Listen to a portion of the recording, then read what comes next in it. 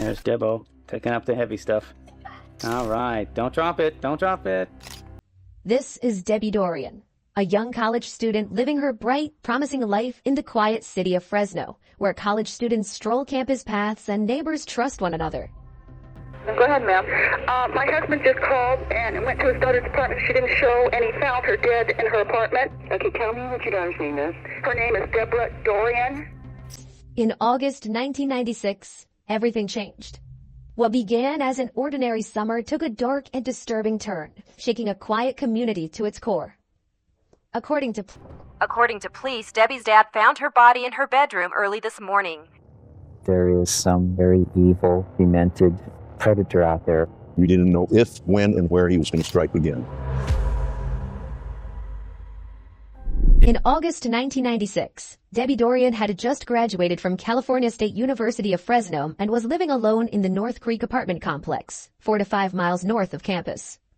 She was working toward a future in economics, considering graduate school and paths inspired by her father, Peter Dorian. The area, largely populated by college students, was considered safe and rarely touched by violent crime.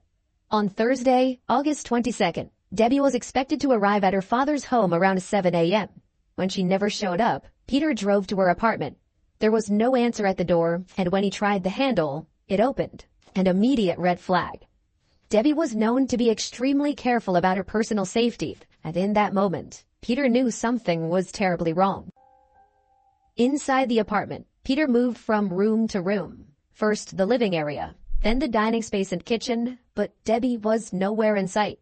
The television was still on, its sound filling the silence, and he called out her name again and again, receiving no answer. Growing more alarmed, he walked toward the back of the apartment and into the bedroom. And he found the most horrific sight that any parent could encounter. Debbie lay on the carpeted floor of her bedroom, on her side, motionless. She was partially unclothed, naked from the waist down, her shirt pushed up. Her ankles were bound with duct tape, her hands taped tightly behind her back. Even worse, duct tape completely covered her head, stretching from the top of her skull down to her jaw, obscuring her face and making it immediately clear she could not have breathed. For a brief moment, Peter instinctively thought about pulling the tape away, but he quickly realized it was already too late. Overcome with shock and terror, he ran to the phone inside the apartment to call for help, knowing his daughter was gone. In shock and panic, he first called his wife, Debbie's stepmother, who then contacted 911. Go ahead, ma'am. My husband just called and went to his daughter's apartment. She didn't show, and he found her dead in her apartment. Okay, tell me what your daughter's name is. Her name is Deborah Dorian. Moments later, Peter made another devastating call to Debbie's mother, Sarah Lovin, delivering the news that would shatter her family forever. I ran screaming through the house. No, no, no, no, no, no, no. And that's all I could say was no, no, no. The discovery of her body quickly drew investigators, law enforcement, and concerned residents to the scene. Police found no signs of forced entry and no major disturbance inside the apartment, suggesting the attacker either had been let inside or had gained control immediately upon contact. Investigators immediately sensed this was not a random act. The way Debbie had been restrained pointed to a deliberate, controlled offender. The coroner later confirmed she died from suffocation, her head sealed with duct tape. There was semen found on the victim, and then there was saliva sample that was found, and they came from the same source. They were the same individual. That DNA profile was entered into the national database, but it produced no match. Despite having critical forensic evidence, investigators had no suspect to tie it to, and the case slipped into the growing silence of an unsolved homicide, marked by dead ends, frustration, and the lingering presence of a killer with no name. Debbie Dorian's murder sent shockwaves through Fresno, especially around the Fresno State campus. Students grieved while suddenly questioning their own safety, and a city that saw itself as close-knit and protected was forced to confront a harsher reality. You're a camera guy. Investigators began by examining Debbie Dorian's lifestyle and reconstructing her final days. Debbie was killed between roughly 12 and 4 o'clock in the afternoon on August the 20th, 1996. A neighbor reported seeing an unfamiliar white male approach Debbie's door and briefly speak with her, but the man was never identified and only a general description was available. With no signs of forced entry, detectives focused on men known to Debbie, including her longtime boyfriend, John Thomas. As of August 1996, we've been dating approximately 2.5 years. It's hard to hear things said about this person that you love that's been murdered. As expected, he became an early person of interest. John was interviewed and provided a DNA sample voluntarily, but records confirmed he had been working on a wildfire in Northern California at the time of the murder. His DNA did not match the evidence, and he was eliminated as a suspect. As John Thomas continued cooperating with investigators, he revealed a critical detail. In the weeks before her murder, Debbie had been urgently searching for a roommate. I think she was getting desperate. She needed to get some finances so that she could pay her bills. She needed somebody soon. She had placed ads and posted flyers around Fresno State, and investigators later found a list of prospective roommates on her dining room table. That list quickly became a list of persons of interest. One name stood out: Alvin. After learning of Debbie's murder, he contacted police himself, saying he had met her, paid a deposit, and signed an agreement to rent the room, though he never received a key. While he did not match the neighbor's description of the white male seen at Debbie's door, a background check revealed he was a registered sex offender, an alarming detail given the nature of the crime. What did you do when you went there? I knocked on the door, she invited me in. What time was it that you got there? It was 6 or 7. Alvin also told investigators that he had returned to the apartment after Debbie stopped responding, worried about the money he had given her. He admitted trying the doorknob and finding the door unlocked. Wednesday night, I knocked on the door. Nobody answered. Blinds were open. The TV was on from what I could see on the wall. I knocked on the door. Nobody answered. I tried the door. I was like 4 times. The door was unlocked. He claimed he never went inside. The detail struck detectives as unusual. When questioned about his alibi, Alvin pointed to another name, Maurice, adding yet another uncertain lead to an already tangled investigation. Alvin and Maurice Dixon, friends and co-workers at grocery outlet, soon became central to the investigation. Maurice, a 28-year-old Army veteran with no criminal record, often drove Alvin to Debbie's apartment and waited nearby. He maintained that he never met Debbie, never entered her home, and only saw her face for the first time later on the news. So you've never seen this girl, don't know what she looks like, never talked to her? No, not from all this started happening at first. I never seen her, just heard her voice on the phone. During questioning, Maurice unexpectedly mentioned that he had bought 2 rolls of duct tape to tie off the ends of a rope for his punching bag at home. This volunteered detail raised suspicion since investigators had not told him they were focused on duct tape or bondage-related evidence. What made you mention that? Somebody mentioned duct tape or something like that. Do you have any duct tape, or do you know anything about duct tape or something? When was that? That was when I first came to question. A search of Maurice's home confirmed duct tape on his punching bag, but it did not match the tape used on Debbie's body. DNA testing excluded Alvin as a contributor, clearing him as a suspect. However, Maurice's DNA could not be excluded, contradicting his claim that he had never entered Debbie's apartment. Maurice continued to deny any involvement, but the evidence at the time led to his arrest. He was publicly taken into custody and charged with Debbie's murder. I think it's great. Hopefully it's the right person. Though investigators soon uncovered a shocking new development that would change everything. As DNA technology advanced, the evidence was retested. The original analysis had examined just 6 genetic markers, but a new test using 13 markers quickly followed. The results were clear. The DNA from Debbie Dorian's crime scene did not match Maurice Dixon. After just over 2 weeks in custody, he was cleared, the charges were dropped, and he was released. Maurice Dixon had been in custody for a little more than 2 weeks. Tonight, he is free, and the investigation into the Debbie Dorian murder case returned to square one. After Debbie's murder, a $60,000 reward was offered for information. Her mother, Sarah, pushed forward, securing a promise from investigator Vince Zavala, for whom the case became deeply personal. I made a commitment to her. I would never quit. And she asked me, well, what about when you retire? I says, well, I won't retire. I won't retire until I solve it.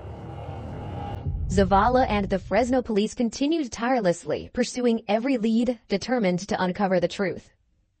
For years, the investigation into Debbie Dorian's murder remained focused on Fresno with no clear leads. Then, a breakthrough came when the DNA profile from her case, entered into the National CODIS database, matched one from a 1999 essay in Visalia, about an hour south. Over the period of the next 3 years, several other similar crimes occurred in Visalia, but I believe these crimes were committed by the same suspect. All involving a white male in his 30s, around 5'6" to 6 feet tall, medium build, who threatened victims at gunpoint while hiding his face with a bandana or hoodie. One of those victims was Beth. She was 19 years old, newly independent, and had moved to California's Central Valley to pursue her dream of working with horses. One night, as she rode her bike home from work, and I saw a gentleman pull out of a street. It was 10:30 at night. There was nobody on the road. He grabbed my handlebars and had a gun. He grabbed her handlebars and threatened her with a gun, forcing her to comply. Beth was then sexually assaulted but managed to survive. Within minutes of reaching her apartment, police were there, responding to her call for help. Later, Beth led investigators to the exact location of the assault, allowing them to recover critical DNA evidence from the scene. Years later, Beth would learn that the man who assaulted her was also responsible for the murder of Debbie Dorian. That realization reshaped everything. What had happened to Debbie could have happened to any of them. In the moments after her attack, Beth had been driven by a single, unshakable promise to herself. I'm gonna get you. You're not gonna get away with it. Over the next 3 years, additional women were attacked in Visalia, all under strikingly similar circumstances. It was only after several of these assaults that investigators recognized a clear pattern and realized they were hunting the same offender. The DNA recovered from Beth's case was entered into the National CODIS database and compared against other crimes. That search produced a critical case-to-case hit. The same DNA found at the scene of Debbie Dorian's murder was now linked to the Visalia assaults. For the first time since Debbie's death, investigators knew the killer had been operating in Visalia. In 2018, the cold case gained new momentum after a breakthrough arrest showcased the power of genetic genealogy technology. This sparked a critical question. How could the same method be used in Debbie Dorian's murder? With help from the Sacramento County DA's office, Fresno detectives were given a blueprint to move forward. Using this new technique, they built a family tree of the unknown suspect. And within a week, a promising lead emerged and matched perfectly. And I'm looking at the photograph of the suspect. I'm like, this is our guy. This really is. They were convinced they had finally found the offender. Using genetic genealogy, investigators identified a suspect, Nicky Dwayne Stain. On the surface, he was an ordinary family man with steady work, no criminal record, and active in the community. On the surface, he did seem like, your next door neighbor. Detectives believed this normal life helped him stay under the radar. To confirm, Vince and his partner staged a covert operation to collect DNA without tipping off the suspect. Disguised as sanitation workers, they replaced his trash cans with empty ones, waiting for him to discard items. Among the trash, they recovered used razor blades likely carrying his DNA. 2 weeks later, the test results came back. The DNA matched. Nicky Stain was our 147th individual who we obtained a DNA sample from for comparison, and he was the match. At the Visalia Mall, detectives went to Nicky Stain's workplace to question him. They asked if he knew Debbie Dorian or had ever committed violence against anyone. Her name was Debbie Dorian. She was found murdered. You didn't kill her, did you? No. But Stain denied any connection and refused to provide a DNA sample, saying he wasn't sure he wanted to do that. The interview seemed to be ending when, unexpectedly, Stain stopped, looked Vince in the eye, and said, Yeah, I hope you find him. I hope we do catch the guy, and thank you. Have a good day. As Stain prepared to leave, the arrest team, waiting nearby, moved quickly. When he re-entered the mall, they stepped in and arrested him within seconds, handcuffing him on the spot. Yeah, busted. Nicky Stain. Hi. Put your hands behind your back. Turn around, man. He was charged with SA in Visalia linked to the Debbie Dorian case. Vince called Sarah Dorian immediately to share the long-awaited news, and she spread the word to friends and family. After years of searching, they finally had their suspect in custody. After Nicky Stain's arrest for the Visalia assaults, detectives brought him in for questioning, expecting resistance. But to their surprise, he was unusually forthcoming. From the start, Stain admitted knowing why he was there. He confessed to approaching women on the street and coercing them into unwanted intimate acts. When detectives detailed each assault, he hesitated but often acknowledged the possibility that it was him. That might happen. I think that one happened. I say that sounds like me, but I don't think that was me. His vague responses raised serious red flags. He described wearing a hoodie during the attacks, matching victim descriptions. Stain also revealed a history of sexual addiction and promiscuity, boasting about multiple prostitutes he'd been involved with since high school. If you have my phone, you'll be able to see that because it has like 400 videos on it of probably 100 different women. He seemed oddly proud of this lifestyle and didn't view hiring escorts or having sugar babes as wrong. He even talked about his bedroom, saying it looked like something out of 50 Shades of Grey.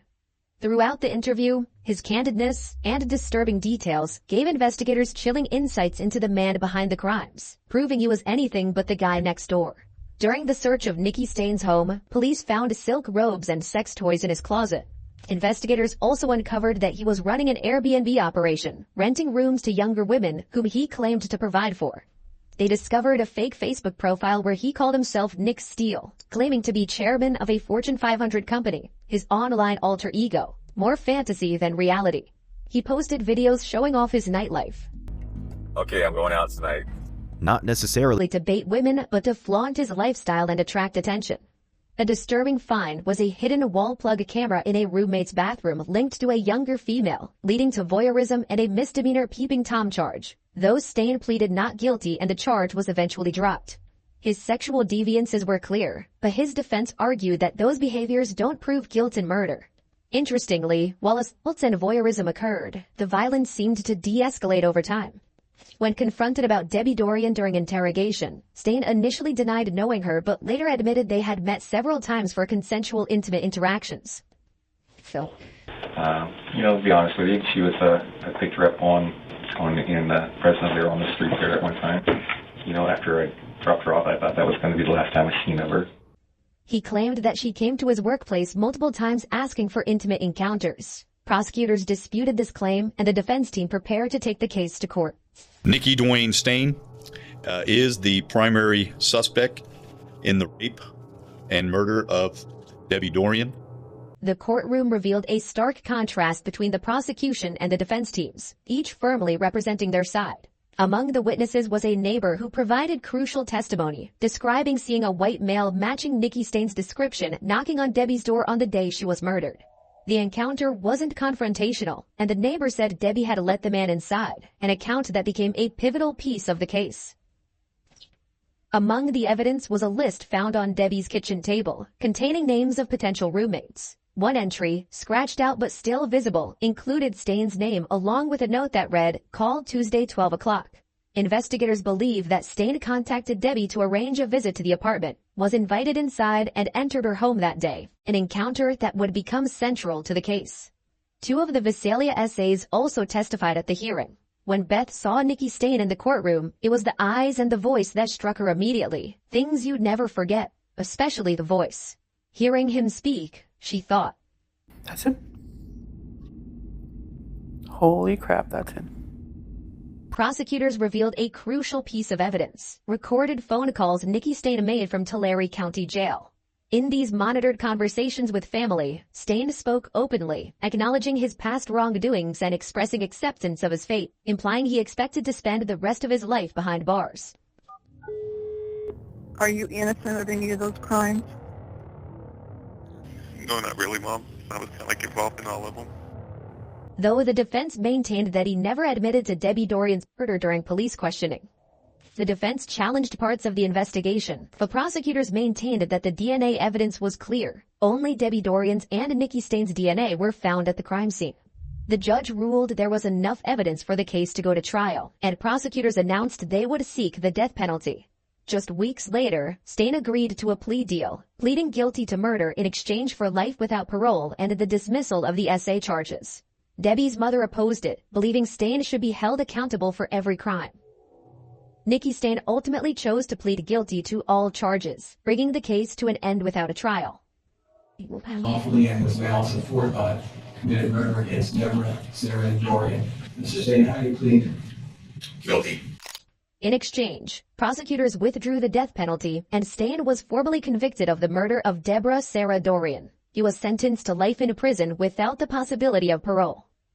Debbie was more than a victim. She was a real person, a beautiful child who experienced life's joys and struggles. Her family had endured nearly 29 years of unanswered questions, years marked by waiting, hoping, grieving, and refusing to let her name be forgotten, until justice finally arrived, closing a chapter that had remained painfully open for almost 3 decades.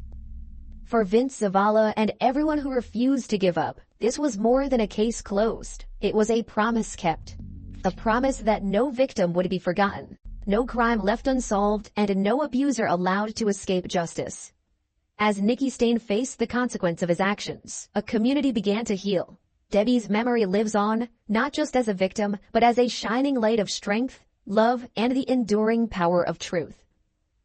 This is a story of justice delayed, but never denied. A story of hope rising from darkness, reminding us all that no matter how long it takes, the truth will find its way, and healing will follow.